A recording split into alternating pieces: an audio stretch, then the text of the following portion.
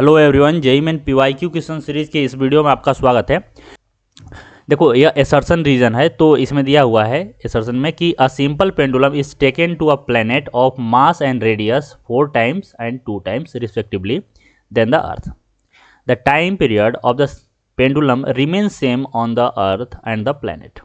ठीक है, तो अब देखना है, चेक करना है कि अगर देखो इसमें क्या दिया है कि एक मान लेते हैं यह है मेरा अर्थ।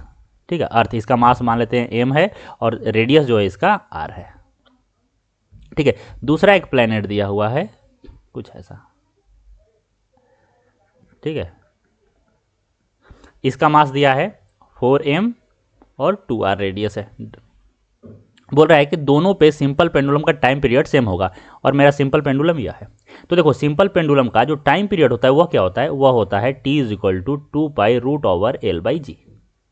ठीक है, तो अब अपने को जी देखना पड़ेगा, टाइम पीरियड निकालना है।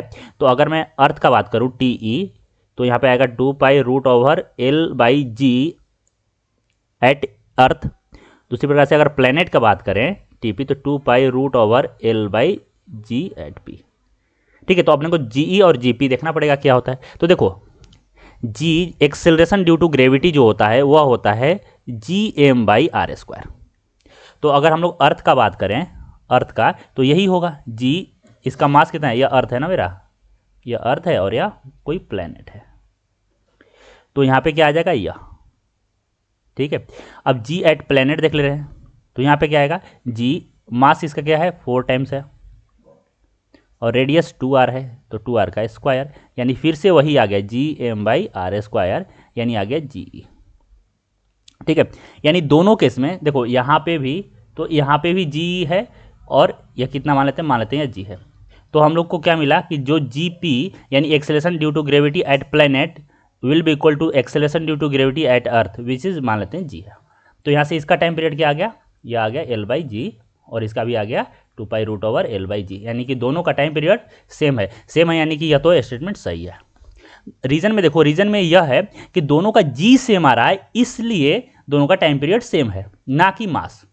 ठीक है, mass of pendulum remain unchange. देखो, मास तो हमेशा कंजर्व होता है, तो किसी भी प्लेनेट पे रखोगे, अर्थ पे रखोगे, जुपिटर पे रखोगे, कहीं पे भी रखोगे, मास तो कांस्टेंट ही रहेगा। तो यह स्टेटमेंट तो सही है, इसमें कोई डाउट नहीं है, लेकिन यह जो रीजन है वह सही नहीं है। समझना बात को, तो यह एक्सप्लेनेशन नहीं है। दोनों स्टेटमेंट सही है लेकिन एक्सप्लेनेशन नहीं है, यानी कि जो इसका आंसर होगा वो होगा 4।